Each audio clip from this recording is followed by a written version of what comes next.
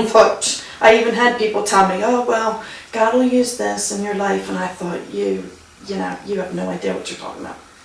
Like, you need to get along with God, and you need just so many demands that tell me how to do this and how I needed to grieve and when I needed to stop grieving and all these. Well, grieving didn't come with an instruction book, and guess what? There was something that was said that was right, and it was God's going to use that, what you've been through, to help others. Like planning funerals.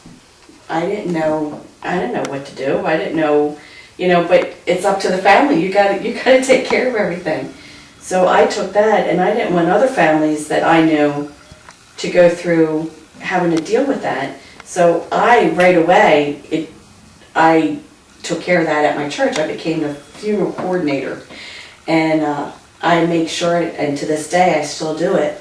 As soon as somebody dies, I go over to their house and I help them plan their funeral, help them plan the service and the luncheon or whatever they have to do, because you don't have a clue. You don't know. And I just want to take that burden off of people. The reality of it was hard to handle. I had her for 44 years, which we were pals. We did things together. Called me up, Mom, I'm going to go here. Would you like to go? And we did so many things together, because she didn't work. She was a home mom. I never thought that I could get along without Mr. D, because he did everything for me. He did everything. He was such a blessing. So little by little, I learned. My girls, April taught me how to do the checkbook, and little by little, whatever I needed, people in the church would come over. If I needed something done, something happened to the house, I would have people come over from the church and help me. So it was very difficult for me. I never realized how much Todd was a part of who we were, how he changed all of our lives, how he was our leader, the one that we depended on for everything. So at the time of his loss, it was such a shock to me. I never dreamed that would happen. I felt alone, scared. I didn't know how I was going to take care of 6 children by myself. And they were all at such a young age. It was overwhelming. So she knew the Lord. But there was, like I say, no grave to visit. She was cremated, which about killed me. And her ashes were strewn over Indian River in Delaware. That's where. I didn't grieve. I don't say I didn't grieve. I did grieve. But I didn't grieve like Karen or somebody else. I took it and I thought, this has happened for a reason. Karen and I, our kids were the same age. Karen took her situation and she totally okay, my kids, they have their mother, they're going to be fine. I took it where I have to take care of my kids. And that's what I did. And I made sure that they didn't have a grandmother or grandfather. My father was very close to my son, Jay, who was almost 8 years old when my dad died. And JJ was the closest to Dad. And, Dad would just pick him up to go to the market or something. And they always spent all the time together. And I felt like I had to be there for him. I had to help him.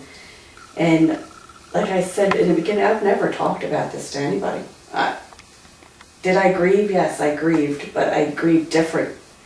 I grieved by myself when I'm alone, but nobody ever saw it.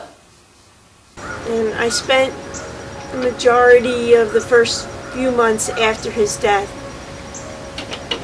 unfortunately, in bed. I did do what I had to do, But as long as my parents were here, and as long as other people would be bringing things and making meals, then I would just stay in bed and try to sleep it off and think it was just a big nightmare, and that I would wake up someday very soon and find him here. Find him pulling up in his van, coming home and walking through the door. I just kind of expected that nearly the whole first year. That day, the day after Father's Day, I'd been over there 24/7, whatever. I had to go home because I had to do some laundry. Had a little baby and stuff, so I had to go home. I left my dad and I went home, and then he died when I wasn't even there.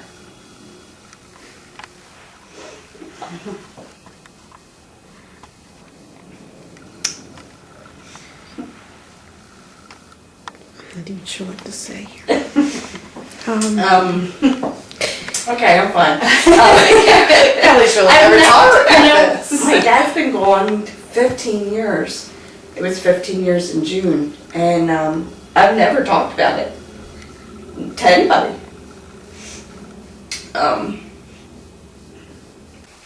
And I remember Karen outside I mean, you were like insane. I was insane for a couple of years. Yeah. I guess I was the bad one in the family. I did not deal with. You didn't? No. Mm-mm. No, didn't know how to handle grief. Just went the total opposite direction. Mhm. Didn't care about anything. I was mad at God. Yeah. I didn't want anything to do with God. Didn't care about my family. I was just overwhelmed with grief. I had just had this new baby come home on a heart monitor. I was telling Wendy, I don't even remember, there was a couple years I don't remember my kids. No, I don't even know who took care of my kids. I have no idea. I remember even telling Karen, I like, don't know. holidays and stuff, because she wouldn't be with her family. This is years after Dad had Yeah. died, and Mom. But I drove back over the house. I think my sister Sandy had called, or somebody had called me and said, you have to get back over, because, you know, Dad's dead, Dad died. And I'm like, don't touch him, don't touch him. I'm yelling, because I knew Karen was probably, you know, a maniac over there. And so I got over there as fast as I could, went through every stop sign and got over there, and went in the room, and he was dead. But the minute Karen was outside, you were outside running around the house. I don't know what I was you were running doing. down the street, I think. She was hysterical. I went in the house, went in his room, and the minute I saw him, I felt angels. I swear I felt angels. I just felt this warm feeling or something come over me. And I knew that it was okay. Because the day before that, I remember Dad telling me, why am I not dead, Kelly? I'm supposed to be dead. Is there something wrong? And I'm like, no, Dad, you know, you're going to go, you're going to go. And he didn't even know why he wasn't dead, you know, before this. But as soon as I saw him, he was laying there dead. I knew he wasn't dead. The minute I saw him, I had this peace. And I had this feeling like this burden just come off of me.